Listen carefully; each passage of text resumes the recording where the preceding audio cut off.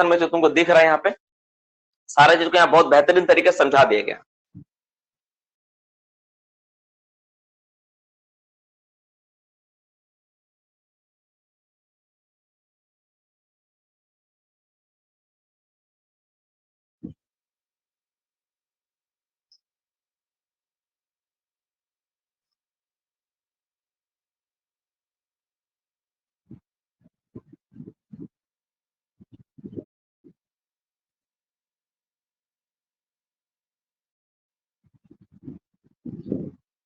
देख लो, तो CMR जो 111 था, मुझे उम्मीद है कि देखो पहले तो मैं एक बात तो साफ साफ कहूंगा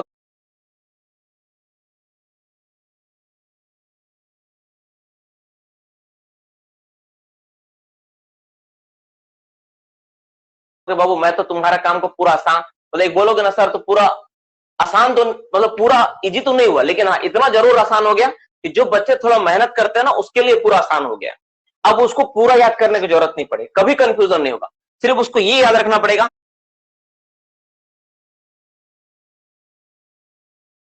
कि पहला रो मेरा एक बार जोड़ेंगे तो 1.5, नेक्स्ट वाला में 3 मीटर। देखो अब 1 2 3 लाइन में अगर आसानी से बना पा रहा है, दूसरा लाइन के लिए कुछ थोड़ा दिक्कत हो रहा था, क्या खराबी है बताओ यार, क्या सर ये खराबी है बताओ। 1 2 3 लाइन आसानी से, चौथा लाइन आप आसानी से नीचे बना दी, बीच वाला लाइन में थोड़ा दिक्कत हो रहा ना, इस डेटा को याद करो, इसको याद करो बस।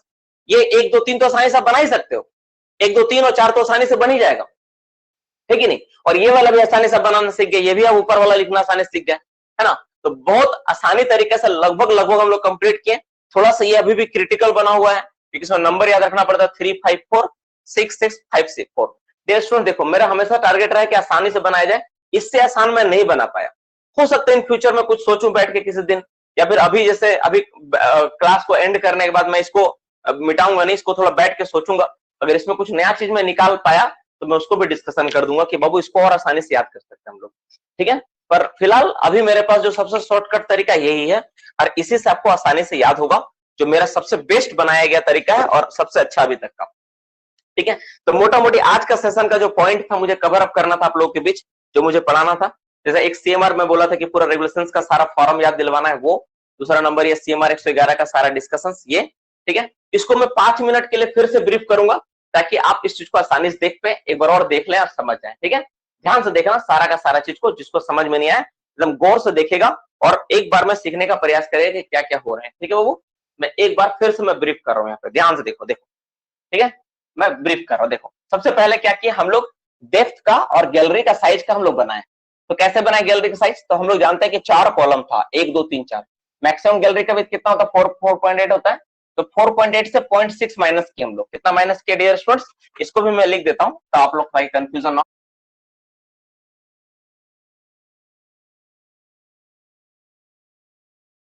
कितना माइनस किया 0.6 माइनस किया है ना, माइनस 0.6 माइनस करो तो कितना होगा 4.2, 3.63 होगा। अब इधर में हम लोग क्या किया ना 30 का टेबल लिखे, तो 30 का टेबल 0 30 60 90 120 है ना। तो जीरो का जगह 0 लिखे, और 0 से कितना होता है पहला वाला आपको याद रखना पड़ेगा बाबू भाई, 0 से 60 तक है पहला, है ना। 60 मीटर मिनिमम डेप्थ चाहिए काम करने के लिए, तो 0 से 60 मीटर कम से कम। फिर 60 से स्टार्ट किए, तो 60 से कितना 30 जोड़ दो, तो 60 और 30 कितना हो गया 90, तो यहाँ 90 लिख दिए। फिर 90 उतार दिए, 90 उतारे, अब यहाँ पे कितना 60 है, 60 और 90 को जोड़ो तो 150 होगा, या 150 लिख दिए। फिर 150 को उतारे, फिर 150 में 90 जोड़े कितना होगा 240 लिख दिए। फिर 240 उतारे, 240 में 120 जोड़े कितना होगा 360, और एक्सेट 360। इस तरह से मेरा ये वाला बन गया और ऊपर वाला मेरा बन गया, दोनों बन गया मेरा। अब देखो अब हम लोग जानते हैं कि मिनिमम पिलर का जो साइज होता है मेरा 12 मीटर होता है और मैक्सिमम 48 होता है, मिनिमम 12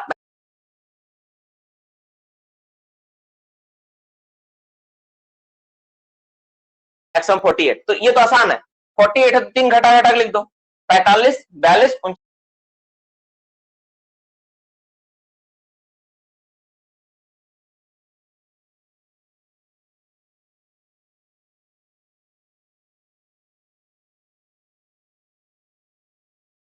40 हो जाएगा। ये तो बहुत आसानी से लिख दिया आप। और ये अगर 12 है तो इसमें 3 जोड़ना है, इसमें से 3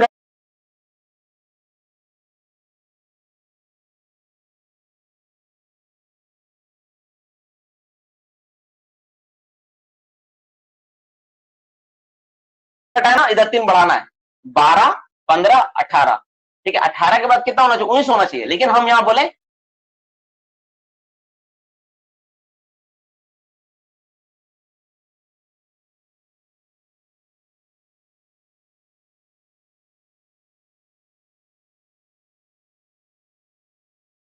कि सर्कल बना हुआ, इसको याद रखना पड़ेगा। सर्कल जहां जाए उसको आपको याद रख के बैठा देना। वैसे ये सर्कल, ये सर्कल, ये सर्कल, देखो कितना ऐसा है ना, एक घर के बाद इस तरह एक सर्कल छोड़ के वाला 22.5, फिर ये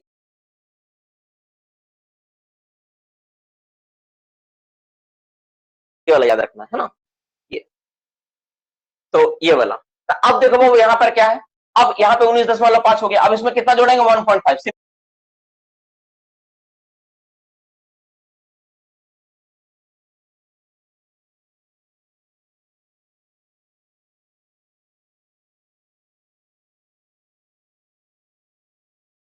सिंपल, कुछ नहीं, इसको उतारना है, इसमें 1.5 जोड़ो सब में। तो 12 में जोड़ेंगे तो कितना होगा? 13.5। 15 में जोड़ो 16,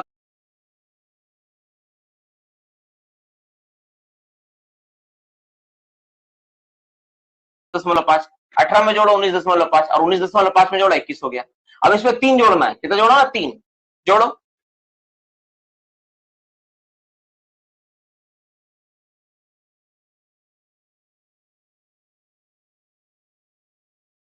तेरह में जोड़ो कितना होगा आपका? 16.5। 16 में जोड़ेंगे 19.5। 19 में जोड़ो 22.5, और 21 में बोले थे सर्कल बनेगा, इसलिए आपको याद रखना कितना।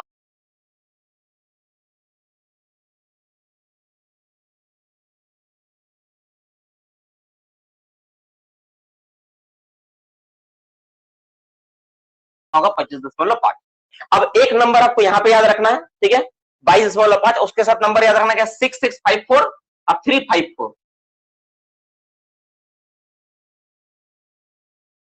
सीधा में 354, 6654, ठीक है। तो सीधा में 354 मतलब 354 ऐड करो, तो 3 ऐड करो 25.5, 5 ऐड करो 25, 5 30.5, 4 ऐड करो 34.5, 6 6 5 4, 6 ऐड करो 28.5, फिर 6 ऐड करो 34.5, फिर 5, इतना 4 ऐड करोगे ये बनेगा। लेकिन हमको 4 नहीं ऐड करता, हम लोग इसका नंबर को याद रखते हैं। ये नंबर होता है, इसका कितना नंबर आता है? इसका नंबर आता है आपका 45। अब ये तो बनाना सीख ही गए, तो इस तरह से आप देखोगे पूरा का पूरा टेबल आप आसानी से बना लोगे। डियर स्टूडेंट्स, अभी अभी जस्ट क्लास एंड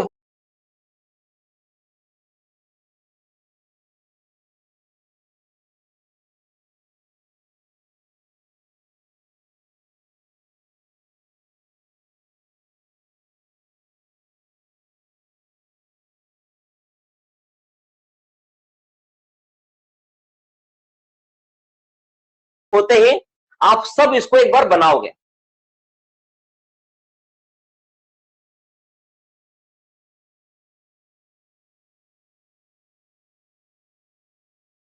है ना? एक बार आप सब बनाओगे। अभी जब भी आप इस वीडियो को देखोगे ना, जब भी आप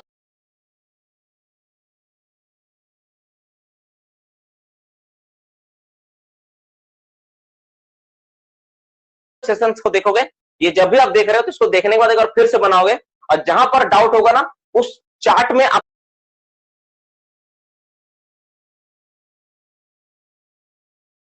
चार्ट को तो लिखे होगे रफली, इसको किसी ना किसी तरह करके।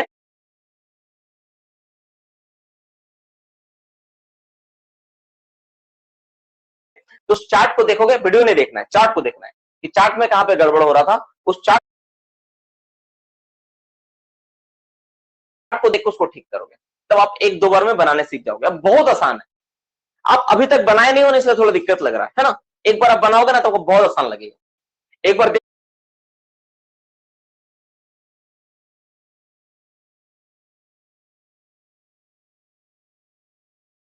के बनाओगे, एक बार बिना देखे बनाओगे ना सीख जाओगे। 3-4 बार प्रैक्टिस करना है, और आपको नेक्स्ट बार मैं जब भी दूंगा तो आपको बता देना है कि हाँ इसका ये होगा, इसका ये होगा, ठीक है। मोटा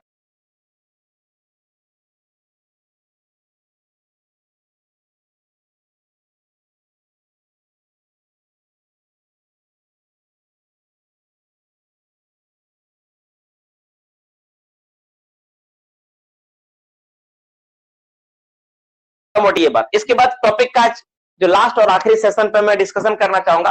जैसे कुछ बच्चों का था सर कि एग्जामिनेशन में सर इंग्लिश में सवाल देते हैं सर, बहुत दिक्कत होता है, इंग्लिश में जवाब नहीं दे पाते हैं। बिल्कुल सही, ये स्वाभाविक बात है।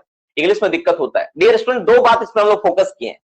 पहला बात तो ये, हम लोग एक आध एग्जाम और ट्राई करेंगे, क्यों? देखो वो लर्निंग तुमको करना पड़ेगा, सीखना पड़ेगा, है ना। एक आध एग्जाम और ट्राई करेंगे, उसके बाद हिंदी क्वेश्चंस को भी डाल देंगे, लेकिन सिखाना मैं नहीं छोड़ूंगा।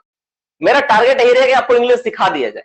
मैं हिंदी कर दूंगा, उसमें मेरा कोई दिक्कत नहीं है, मुझे थोड़ा मेहनत करना पड़ेगा, कोई दिक्कत नहीं, लेकिन सीखना टारगेट आपको रखना पड़ेगा बाबू। क्योंकि देखो अभी तक तुम क्यों फंस रहे हो, सीख नहीं रहे हो, भाग रहे हो इंग्लिश से, क्योंकि इंग्लिश वैसा कोई लैंग्वेज है नहीं, है कि नहीं।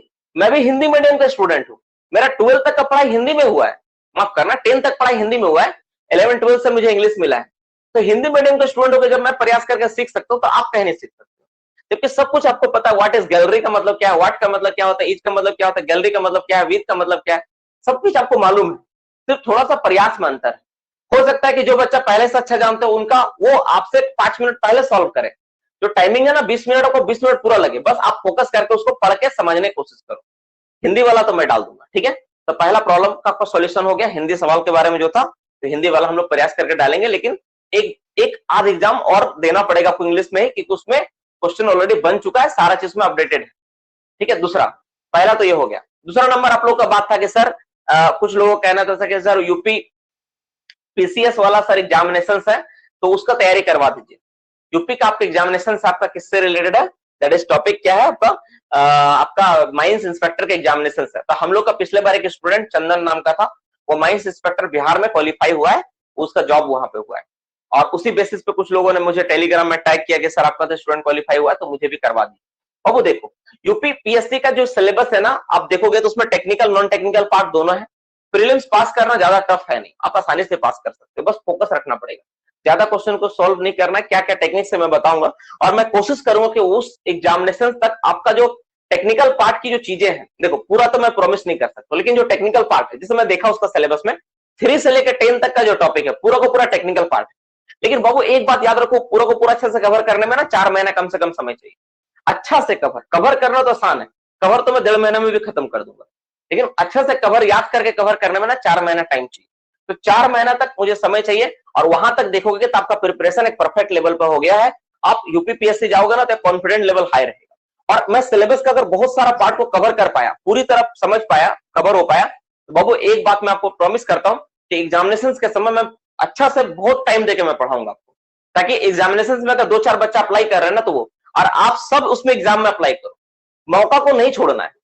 टारगेट रहना चाहिए कि मुझे जाना है सर कोल इंडिया में, ये सही है, लेकिन रास्ते में मिला हुआ कोई भी चीज को छोड़ना नहीं है। मान लो आपको खाना है, कहीं शादी में जा रहे हो, ठीक है, शादी में क्या बना आपको पहले से पता है कि शादी में मटन चिकन बना है, लेकिन रास्ते में अगर भगवान का प्रसाद मिले तो छोड़ना नहीं, उसको लेना है कि नहीं। ये जीवन का उद्देश्य होना चाहिए। तो भाई मेरा भी उद्देश्य यही है, कोई भी चीज जो मिला है उसको छोड़ना नहीं, उस पर फोकस करके अच्छा से प्रिपरेशन करना है। तो जो लोग उसमें अप्लाई कर पाएंगे उस पर अप्लाई करें, उसके बारे में सोचेंगे। और जिनका एग्जाम है डीजीएमएस का अभी माइनिंग सरदार वाला, तो ये जो क्लासेस जैसे board and pillar mining method चल रही, तो खैर एक पार्ट है ही, और बाकी जो चीजें इसको भी हम लोग कवर अप करेंगे। देखो कंटेंट से मैं कोई समझौता नहीं कर सकता, मैं फिर बोला, अगर होगा तो इस वीक 4 की जगह मैं 5 क्लास पढ़ाऊंगा, ध्यान से दिमाग में बैठा लो। सप्ताह में 4 क्लास की जगह मुझे 5 क्लास अगर लेना पड़े तो मैं 5 क्लास लूंगा, लेकिन कंटेंट से समझौता नहीं करूंगा। कंटेंट को कम नहीं कर सकता, क्वालिटी को कम नहीं कर सकता, ठीक है। ये चीज को ध्यान में रखना। अगर आप लोगों के इसके अलावा भी अगर कोई सवाल है तो प्लीज चैट के माध्यम से पूछिए। क्लासेस ऑलमोस्ट खत्म हो चुकी है, जिसको नींद आ रहा है, जिसको खाना खाना है, जाके खा सकते हैं, ठीक है। अब इसके बाद कुछ पढ़ाऊंगा नहीं नया।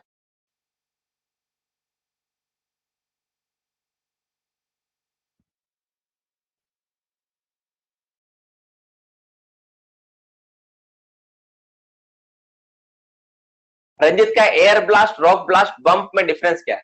बहुत अच्छा सवाल है। एयर ब्लास्ट का मतलब होता है, ऐसे देखो जब फॉल होती है ना, एक एक करके पूछोगे तब मैं जवाब दे पाऊंगा, रुको पहले आप धीरे रुक जाओ। रंजित का पहला सवाल लेता हूं। वैभव आप जो दिमाग लगा रहे हो ना, परफेक्ट दिमाग लगाओ, आपको कुछ नया तरीका मिलेगा तो मुझे बताना, मैं देखूंगा, ठीक है बाबू। चलो अब मैं यहां देखता हूँ, एयर ब्लास्ट, रॉक ब्लास्ट और बम। रॉक ब्लास्ट बोल के कुछ नहीं होता है, वो मैं ऐसे ही दिमाग को ऊपर से मैं डाल दिया। एयर ब्लास्ट क्या होता है? एयर ब्लास्ट का मतलब होता है ना, एयर ब्लास्ट का मतलब होता है कि जब कोई चीज जैसे जब फॉल होती है ना, फॉल होने के बाद अचानक जो एयर होता है सडन प्रेशर के साथ बाहर की ओर निकलता है, उसी को एयर ब्लास्ट बोलते हैं, ठीक है। और क्या था? बम, है ना। बम, बम का मतलब होता है क्या? बम का मतलब होता है जैसे जैसे मान लो कि कोई पिलर है, पिलर अचानक क्या हो रहा है कि क्रैश होकर टूट जा रहा है ब्लास्ट के साथ, उसको बम बोलते हैं। गुड नाइट धीरज। इंस्पेक्टर का क्लास आप अलग से स्टार्ट कीजिएगा सर। विशाल इंस्पेक्टर का क्लास देखो, जीवन ना बोले ना कि बाबू का तबियत खराब है ना, देखो वो सारी चीजें बोल देने से ना एक रिस्पॉन्सिबिलिटी आ जाती है। जैसे मैं अभी 4 क्लास बोला हूँ, किस दिन एक्स्ट्रा एक दिन पढ़ा दिया, तो वो एक स्ट्रेस नहीं है मेरा दिमाग में, मैं फ्री हूँ। लेकिन क्या है ना, उसमें जब मैं बोल दूंगा ना, तो उस चीज को मेरा पूरा करना ड्यूटी बन जाता है ना। और अभी जो घर का कंडीशन है ना मेरा फैमिली के प्रति ना, वो चीज बहुत इंपॉर्टेंट है। तो दोनों को मैनेज कर पाना थोड़ा टफ है। लेकिन बाबू एक बात जान लो, जो मैं पढ़ा रहा हूँ ना, सारा चीज आपके इंस्पेक्टर वाला में इंपॉर्टेंट है, कोई भी चीज को तुम अवॉइड नहीं कर सकते हो। इसके अलावा अगर तुम और भी ज्यादा इंटरेस्टेड हो, सीखना चाहते हो, तो मेरा पुराना वीडियो लेक्चर को परचेस कर सकते हो। हाँ, थर्ड क्वेश्चन को डायग्राम बना के पूछे थे। थर्ड क्वेश्चन थोड़ा सा ना हिंट्स मुझे ध्यान में नहीं आ रहा क्या था, थोड़ा सा थर्ड क्वेश्चन का थोड़ा सा बता सकता है क्या, क्या टॉपिक था?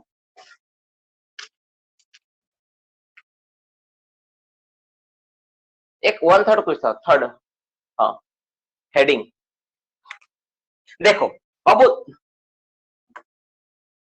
मेन क्लिट के साथ 90 डिग्री एंगल बना के जो होता है ना, जैसे मान लो कि सर्वे लाइन मेन क्लिट है आपका। मेन क्लिट क्या होता है ना, क्लिट्स क्या होता है ना, जब कोई कोल सिम होता है ना, कोल सिम, तो कोल सिम में ना बहुत बार देखना ना, इस तरह से करके बहुत सारा क्लिट्स पार हुआ है, एक तरह का जूलॉजिकल डिस्टर्बेंस है।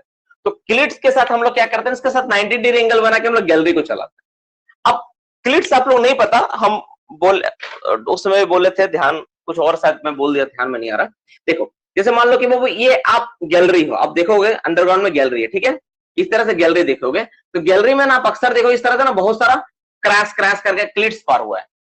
तो अक्सर क्लिट्स के साथ हम लोग क्या करते हैं, 90 डिग्री पे ना गैलरी को चलाते हैं, इसी को हम लोग बोलते हैं बोर्ड,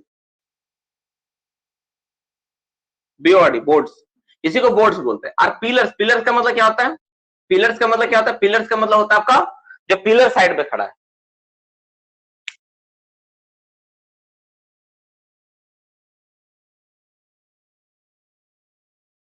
कुछ चीजों का को थोड़ा याद रखना पड़ेगा बाबू, है ना। पेन नहीं दिख रहा। टर्मिनेशन का नोटिस ओनर एजेंट को दिया जाता है, ओनर को क्यों नहीं? टर्मिनेशन का नोटिस ओनर एजेंट को दिया जाता है,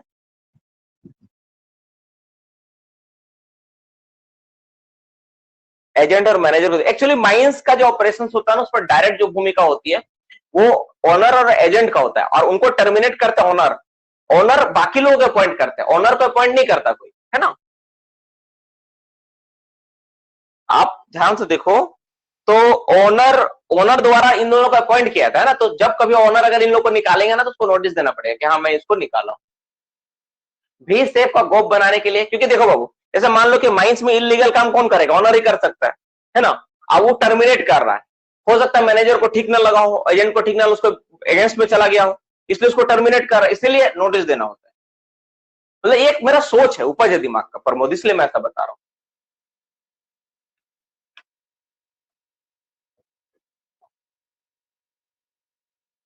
क्लिट यानी स्ट्राइक लाइन नहीं होता है।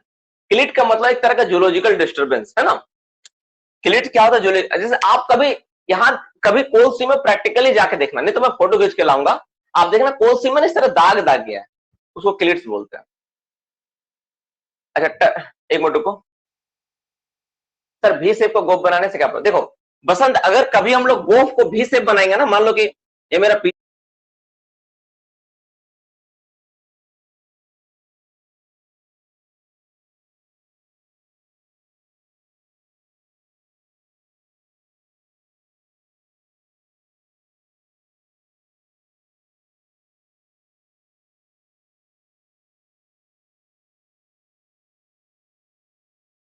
पिलर, चलो इसको मैं डिफाइन किया था, और इसको अगर हम लोग भी शेप में बना देंगे ना, तो क्या होगा ना, देखो अगर मान लो तुम यहाँ पे भी शेप बना दिया,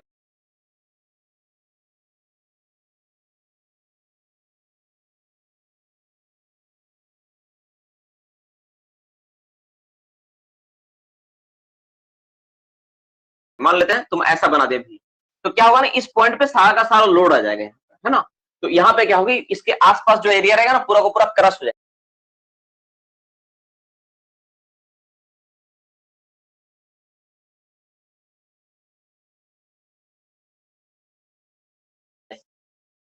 इसलिए भी शेप नहीं बनाना चाहिए, ये डेफिनेशन में है। ओके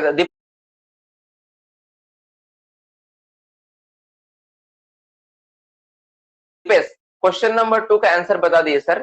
स्टोक मेथड में पता है सपाट अपमूल मेथड। स्टोक मेथड में सप्टा मेथड में जो भी मशीन वाइज और आपका मैनुअल वाइज मैं ऑलरेडी समझा चुका हूं बाबू कि उसका गैलरी का चौड़ाई रिप का चौड़ाई क्या होता नहीं होता है। दीपेश उसमें सारा का सारा चीज लिखा हुआ है, लास्ट क्लास में हुआ है, ठीक है। आप प्रीवियस छठा वाला क्लास में देखो वहां मिल जाएगा। रिप को कमजोर करने के लिए ब्लास्ट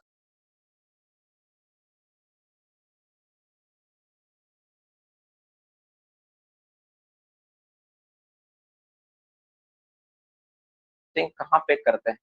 रिब को कमजोर करने के लिए ब्लास्टिंग। हाँ देखो जब हम लोग केविंग मेथड में काम करेंगे ना तो जो भी रिब होगा उसको कमजोर करने के लिए हम लोग ब्लास्टिंग करना ही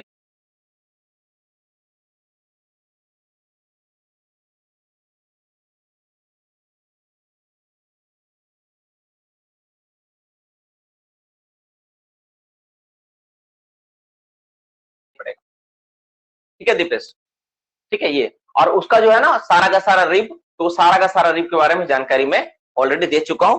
मतलब एज पर ये देखो ये सारी चीजें ना आपको कोल सिम का डेप्थ, कोल का क्रशिंग स्ट्रेंथ, बाकी चीजों पे भी डिपेंड करता है। लेकिन दीपेश जो मैं बताया कि स्टैंडर्ड तरीके से देखा जाए तो ये होता है बेसिकली, ठीक है।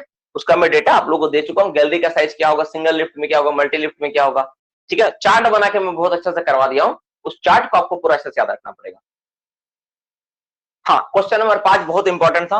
वो जो H/V रेशियो था ना, वो हाइड्रोलिक सैंड स्टोइंग वाला, उसका देखो नॉर्मली सैंड स्टोइंग जब करते हैं ना बाबू, ये इस पे डायग्राम बनाने के बारे में बोले थे, इसके बारे में बोला था। देखो ये वाला, देखो जब सैंड स्टोइंग करते हैं ना तो ये जैसे हो गया मेरा, इसको बोलते हैं नॉर्मली तुम लोग जो बोलते हो, इसको बोलते हैं तुम लोग हाइट, ठीक है हाइट। इसको तुम H से डिनोट करते हो। और इसको बोलते हो क्या, इसको बोलते हैं लेंथ, इसको L से डिनोट करते हैं, ठीक है। लेकिन हम जो सवाल पूछे, हम बोले थे H/V, ठीक है, इसलिए हम कलर चेंज करके लिख रहे हैं, ठीक है। H हम बोले थे H और V, तो H का मतलब था हॉरिजॉन्टल, ठीक है। अब V का मतलब क्या था, V का मतलब था वर्टिकल। ध्यान से, इसका मतलब वर्टिकल ये। अब मान लो तुम्हारा लेंथ अगर 7 है, ठीक है, और हॉरिजॉन्टल हाइट अगर तुम्हारा 1 है, इस हिसाब से मेरे सवाल का जवाब क्या होना चाहिए बताओ। हम सवाल में पूछे थे हॉरिजॉन्टल इज टू वर्टिकल, तो हॉरिजॉन्टल कितना है बताओ, ये तुम्हारा 7 है, वर्टिकल कितना बताओ तुम्हारा 1 है, तो हुआ ना यार 7:1। ऑप्शन सी सही।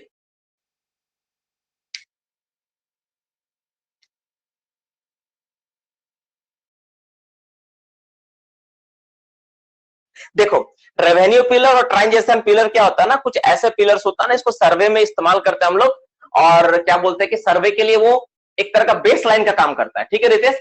और इसके बारे में ना और मतलब एक बार मैं क्लास में बहुत अच्छे से बच्चों को समझाया था, इसको मैं एक बार पढ़ूंगा ना तब मैं बता पाऊंगा, ठीक है, कि इसका मतलब क्या था रेवेन्यू पिलर और ट्रांजेक्शन। देखो पढ़ाते पढ़ाते मैं भूल गया, मैं मिटा दिया, बोला था कि लिख के दिखेंगे, इसमें डेटा सबको एनालिसिस करेंगे। देखो दीपक 15/T, देखो अगर मेरा टॉप और बॉटम सिम में काम चल रहा हो, ठीक है, टॉप वाला अगर सिम वर्जिन हो, ठीक है, क्या हो वर्जिन, और नीचे वाला सिम में अगर केविंग मेथड में काम कर रहे हैं, ठीक नहीं, पैन अच्छा नहीं चल रहा यार। देखो नीचे वाला हम क्या कर रहे हैं, केविंग मेथड से काम कर रहे हैं, तो इस केस में अगर इसका थिकनेस कितना होगा T, तुम छठा वाला वीडियो नहीं देखा है मेरा, है ना, तो इसका जो पार्टिंग चाहिए 15T चाहिए, ठीक है, इस केस में 15T का पार्टिंग चाहिए, ये है। तुम पढ़ो पुराना वाला वीडियो, छठा क्लास का 6 क्लास का वीडियो को देखो, वहां पे समझाया गया सारा चीज, है ना, उस क्लास में इस बारे में सब कुछ बताया गया है। इसमें टोटल 5 ठो कंडीशन बताए गए अलग अलग, कि किस कंडीशन में क्या करेंगे, है ना, उसमें सारा चीज बताया गया। हाँ अगर आपका सवाल में रहता कि H/L रेशियो कितना होगा, तब आपका होता 1:7, लेकिन मेरा अगर सवाल पूछेगा H/V रेशियो कितना होगा, तो हॉरिजॉन्टल वर्टिकल तो 7:1, ठीक है, ये दोनों सही है। चलो सारे लोगों का सवाल का लगभग जवाब मिल चुका है, तो आज का सेशन कहीं पर हम एंड करते हैं। कल तक के लिए बाय गुड नाइट, ठीक, कल तक के लिए बाय गुड नाइट सभी को। दीपेश का सर उसमें भी स्प्लिट और स्लाइस का बात हुआ है कि गैलरी साइज में मैनुअल और एलएसडी उधर इसका बारे में, ठीक है। दीपेश आप एक बार मुझे कॉल कर लो अभी, ठीक है। चलो bye good night to all of you, सभी को गुड नाइट। और अभी रहने दो मुझे अब, क्योंकि मैं अभी आया हूँ, खाना भी नहीं बनाया, वो खाना बनाऊंगा फिर खा पाऊंगा। ठीक है, अब कल हम लोग क्लास लेंगे, कल हम लोग सारा चीज को देखेंगे। ठीक है, आज के लिए इतना ही क्लास। इसको याद करो पूरा अच्छा, सारा फॉर्म को एक बार फिर से लिखो अच्छे से, चार्ट को फिर से बनाओ। एक बार तो चार्ट बना के ही सोना है। जिसको अगर इसको याद करना ना चार्ट को, तो बिना बनाए